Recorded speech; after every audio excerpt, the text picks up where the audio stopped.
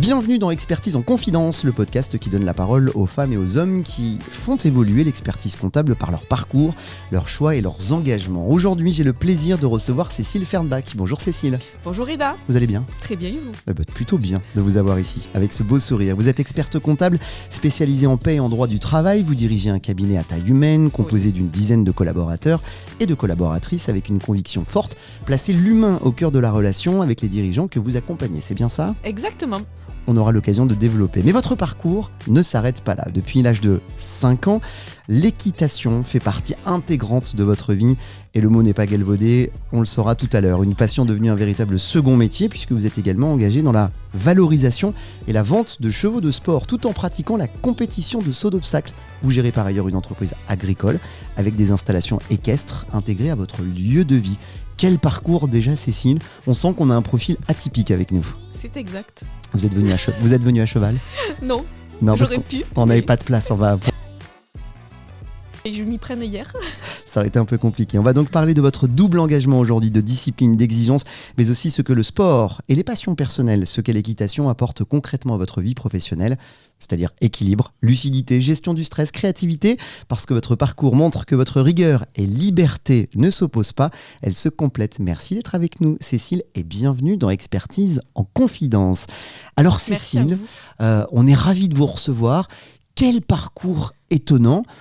Comment, déjà c'est la première question que j'ai envie de poser, comment on se retrouve à faire de l'expertise comptable et de l'équitation en même temps ? Comment ça se fait qu'il y a ce double parcours ? Racontez-nous un petit peu la genèse de ce projet à la fois personnel, humain, passionnel et professionnel. Alors, il est bien évident qu'à l'âge de 5 ans, je voulais faire du cheval et pas encore l'expertise comptable. Ça semble logique, ouais. Voilà, mais effectivement, je me suis interrogée au lycée à savoir quelle profession pouvait m'apporter de la relation humaine, parce que j'adore ça, la liberté et la possibilité d'être à son compte. Et qui vous a suggéré cette profession ? C'est vous qui avez réussi à trouver cette voie, ce chemin, ou il y avait dans votre entourage, ou quelque chose vous a invité à vous pencher sur cette profession ? Alors, c'est plutôt mon père qui, à l'époque, donc, était banquier et avait des clients experts comptables. Il m'expliquait qu'ils étaient à leur compte, qu'ils avaient une certaine liberté et que c'était un métier qui permettait aussi, si on restait salarié et qu'on ne voulait pas se mettre à son compte, qui permettait d'évoluer et qu'il n'y avait pas vraiment de plafond de verre, en fait, et qu'on pouvait aller très, très loin. Voilà. Donc, en fait, le premier moteur de ce que je relève tout de suite sur ces premières minutes de discussion, c'est la liberté. C'est la liberté, oui.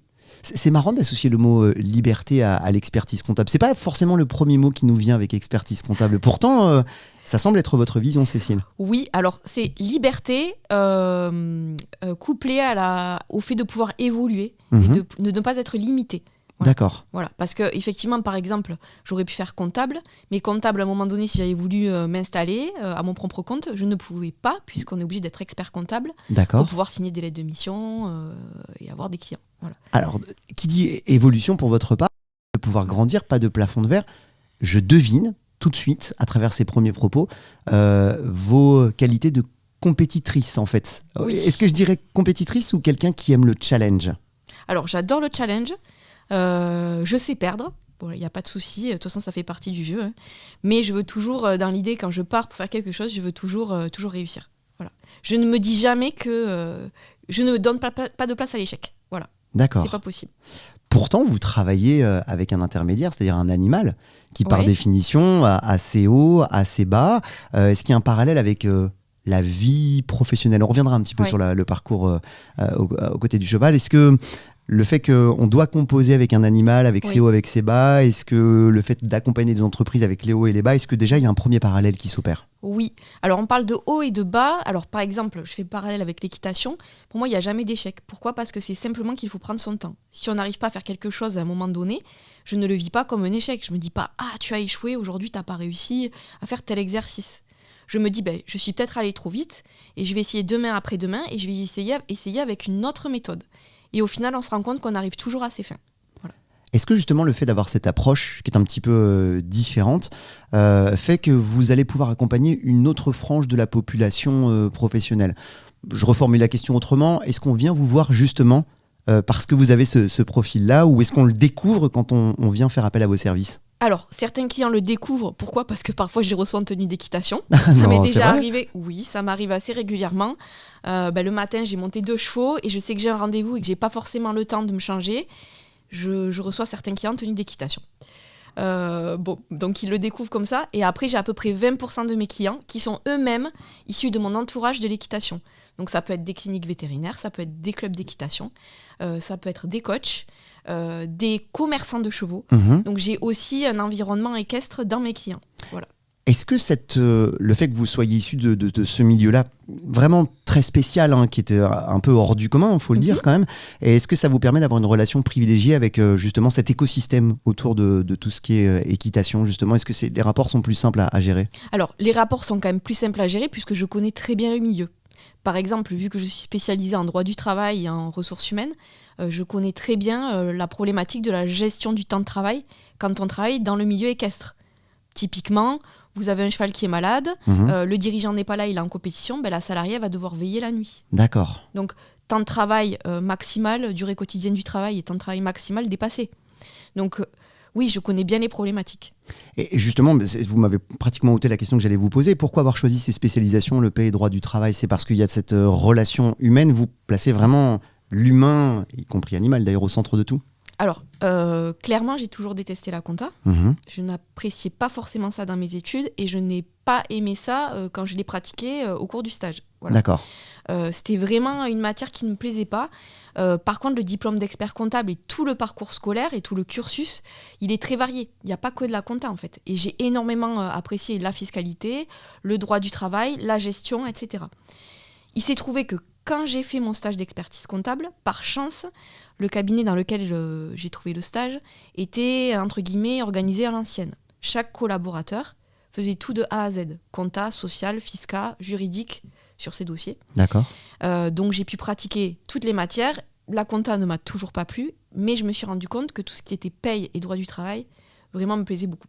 Qu'est-ce qui justement nous a pas plu dans la compta? C'est le fait que ce soit des chiffres qui sont un peu figés, c'est une matière qui est pas vivante, c'est un peu abstrait. Exactement. Ouais, c'est ça. Ce sont des règles qui sont posées. Alors je sais pas, mon raisonnement va vous paraître idiot, hein, mais de devoir mettre telle chose dans tel compte 6, c'est trop... En fait, ce sont des règles qui ont été mises en place et qui, pour moi, n'avaient pas vraiment de sens à la base. Voilà. Pourquoi tel numéro? Pourquoi? Et voilà. Et tout ça, j'avais du mal avec cette réglementation arbitraire, entre guillemets, qui a été posée au départ et que tout le monde doit appliquer.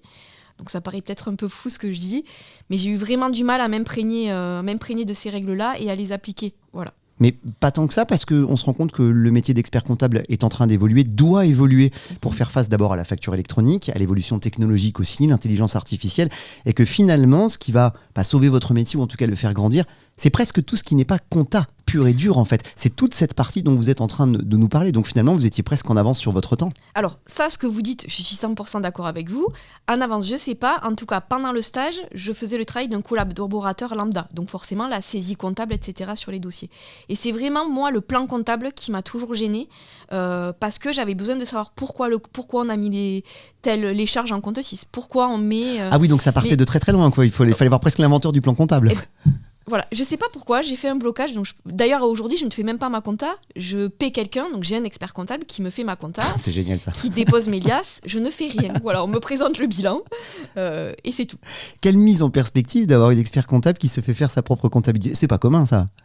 Non, mais je suis très contente. Ouais, c'est quelque chose qui vous met à l'aise. Enfin, c'est encore une fois une liberté de pouvoir faire ça. Ça me met à l'aise à 200% parce que je pense qu'on ne peut pas être bon en tout.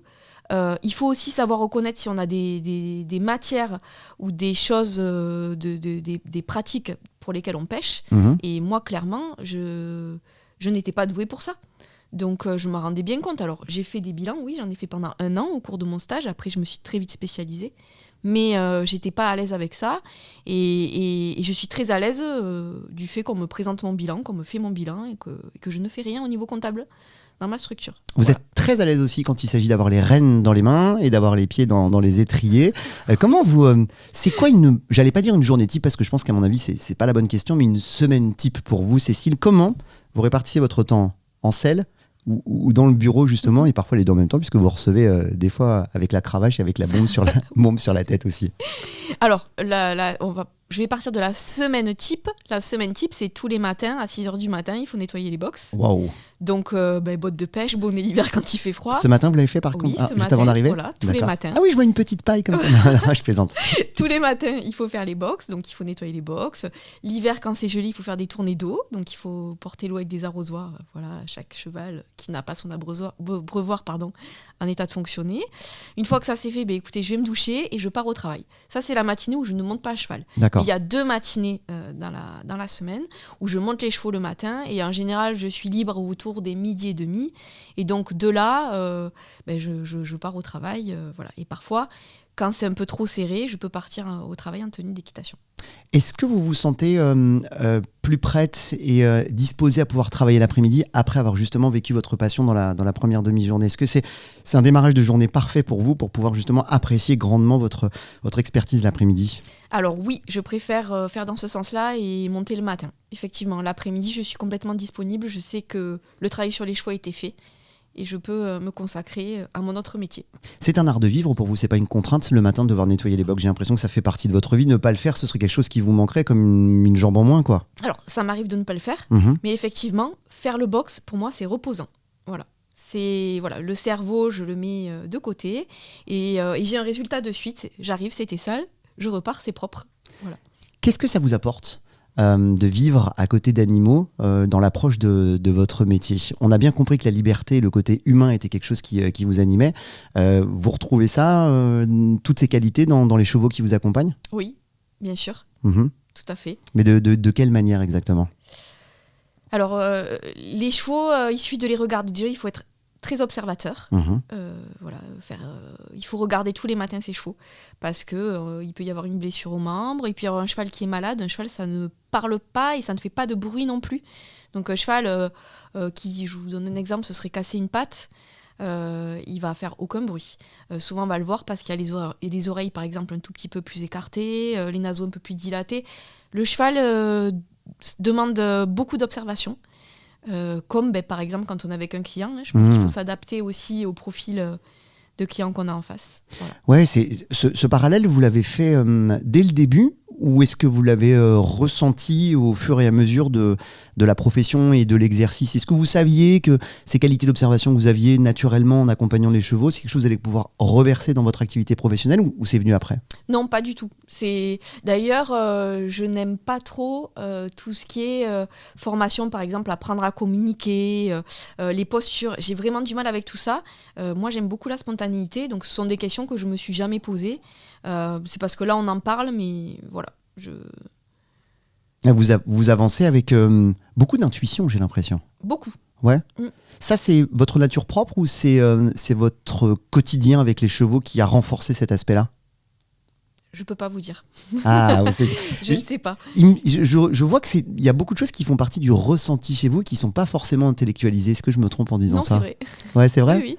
Vous avez un côté animal finalement aussi, vous. Ah, ça, je sais pas. Peut-être pas aussi. Peut-être pas jusque-là. Pour autant, vous faites du cheval effectivement, vous en occupez, vous donnez beaucoup de temps, beaucoup de votre passion aussi, mais vous faites de la compétition aussi. Oui. Comment vous êtes venu à la compétition? Est-ce que c'est quelque chose qui était un prolongement naturel de votre passion et de votre accompagnement des chevaux ou c'est quelque chose qui s'est fait différemment? Oh non, clairement, c'est un prolongement naturel.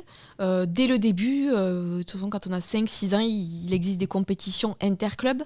Dès le début, j'y ai participé. Dès le début, ça m'a plu. Pour moi, ça fait partie intégrante de la pratique de l'équitation. Si demain, je ne pouvais plus faire de compétition, je ne monterais plus à cheval. Voilà. Quelle qualité ça exige de faire de la compétition lorsqu'on monte à cheval? Est-ce que c'est de la rigueur? Est-ce que c'est beaucoup d'écoute, beaucoup d'observation de son cheval? Est-ce que c'est la combinaison des deux, de l'entraînement? Ça demande quelle qualité? De la rigueur. La première qualité, c'est de la rigueur. L'écoute, bien sûr, parce qu'il faut écouter son cheval. Parce que si on va aller en compétition avec un cheval en forme, il faut savoir l'observer, le regarder, adapter son entraînement au cheval.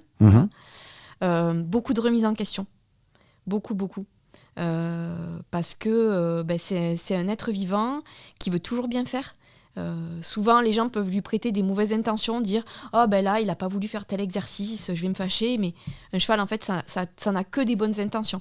Donc, si l'exercice n'a pas été réalisé, c'est soit parce qu'on l'a mal demandé, soit parce que le cheval ne peut pas. Pourquoi? Parce qu'il a mal ou toute autre raison, qu'il a peur de quelque chose. Mais voilà. Et tous ces parallèles, j'ai l'impression que c'est très simple de faire des parallèles de vie avec ça aussi. Enfin, j'ai l'impression que ça ressemble à notre vie, en fait. C'est très simple, et de faire des parallèles aussi avec ma profession, la gestion des salariés et de l'humain. Voilà. Et justement, est-ce que on le ressent ça directement de la part de vos collaborateurs et collaboratrices aussi? Est-ce qu'ils ils ont un rapport avec vous un peu différent? Ils arrivent à identifier le fait que vous travaillez avec des animaux? Oui. Ouais, ça se sent. Ils Alors, vont l'exprimer ainsi? Oui, tout le monde le sait chez moi. Le fait que je travaille avec des animaux a complètement changé, je pense, ma façon de voir les choses et de travailler avec les gens. Déjà, premièrement, j'ai moins de temps peut-être que quelqu'un qui ne fait que l'expertise comptable. Donc mon temps est précieux. Donc quand j'en ai avec mes collaborateurs, si j'ai besoin de passer du temps avec eux, je le passe à 100%. Ensuite, je leur laisse beaucoup d'autonomie. Pourquoi ? Parce que moi, je n'ai pas forcément le temps d'être sur les gens et d'être dans le contrôle. Et puis je déteste le contrôle.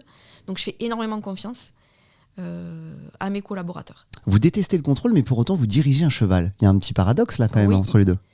C'est pas du contrôle. Il faut l'amener à avoir envie de faire ce qu'on a envie de faire. Ah ouais, c'est totalement différent. Exactement. Ouais, c'est suggéré un petit peu quand même. Exactement. Il faut que ce soit votre copain. Moi, je pars en concours avec mes copines. J'ai que des juments et on part entre copines. C'est pareil avec vos clients aussi, les entrepreneurs qui viennent vous voir aussi. Est-ce qu'ils deviennent copains? Est-ce que vous les accompagnez? Vous suggérez des décisions aussi comme ça? C'est votre approche? Alors oui, on va dire qu'une grande partie de mes clients, j'ai beaucoup d'affect pour eux. C'est des clients que j'ai depuis longtemps. C'est devenu un petit peu des amis, effectivement. On peut le voir comme ça. Pour mes collaborateurs, c'est pareil. Pour moi, on est une famille, tout le monde s'entend bien, tout le monde s'entraide. Bien sûr que ça m'est arrivé d'avoir des recrutements avec des gens qui ne vont pas forcément dans l'esprit de mon cabinet. Mais en tout cas, ceux que j'ai, ils restent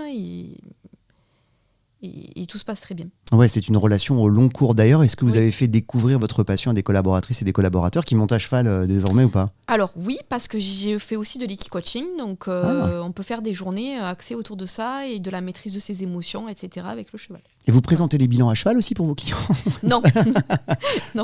Non, mais est-ce que c'est quelque chose, et ça me permettra de vous lancer aussi sur votre vision du métier actuel et en devenir également aussi, est-ce que c'est quelque chose que vous pourriez faire un jour? Peut-être que vous le faites avec vos clients qui sont dans le monde équestre d'ailleurs aussi. Peut-être que de faire un bilan à côté d'un box ou quelque chose comme ça peut arriver? Alors un bilan, non, parce que je fais plus de compta proprement parler, mais un bilan social, pourquoi pas. Et ça m'arrive de le faire à côté d'un box, etc. Parce que moi, je vais souvent chez les clients. Donc quand je vais dans les écuries, on discute entre deux box, on discute autour d'un café, mais dans l'écurie, avec un cheval qui vous touche les cheveux, qui vous mordit. Voilà, c'est très souvent, oui. C'est étonnant comme situation. Vous vous sentez particulièrement à l'aise à ce moment-là, je pense, à mon avis. Vous êtes vraiment un pied sur chacune de vos valeurs personnelles, professionnelles et passionnelles. Oui, c'est vrai. C'est vrai. Ouais, c'est assez formidable ça. Votre vision du métier, justement, vue à hauteur de celle. Qu'est-ce que vous pensez du métier d'expert comptable à l'instant T et de demain? On est en train de vivre une profonde mutation. Est-ce que vous êtes encore plus sensible que d'autres, compte tenu de vos semaines et de votre vie un petit peu atypique et de votre approche du métier un peu atypique? Alors oui, effectivement, on est en train de vivre un grand changement, notamment aussi à cause de l'intelligence artificielle. Je pense que c'est quand même très très bien que l'intelligence artificielle existe, mais pour moi c'est qu'un outil. Le relationnel client ne sera jamais remplacé. La sensation qu'on peut avoir quand on est en face d'un client, ce que ses yeux, ce que sa gestuelle peuvent nous dire, ça sera jamais remplacé. Donc, inquiète, non, je suis pas inquiète. Parce que j'ai l'impression de pratiquer le métier de la façon dont je le pratique, c'est la façon dont il faudra le pratiquer demain. J'ai pas forcément l'impression qu'il faille évoluer. Je sais pas comment le dire. Ouais, mais c'est sans doute lié à la nature même de votre vie professionnelle. C'est-à-dire que vous travaillez beaucoup avec des animaux, donc de la matière humaine. Donc évidemment, vous avez placé l'humain.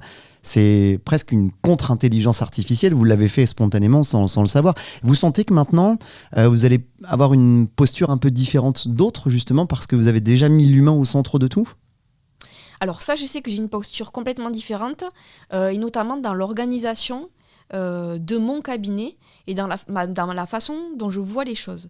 Je vous donne un exemple. Chez moi, tous les salariés, sauf 3 qui sont présents au bureau. Pourquoi ? Parce qu'ils habitent dans la ville qui s'appelle Verfeil, où sont mes bureaux. Tous mes salariés font 4 jours de télétravail sur 5. Ils viennent au bureau seulement le lundi. D'accord.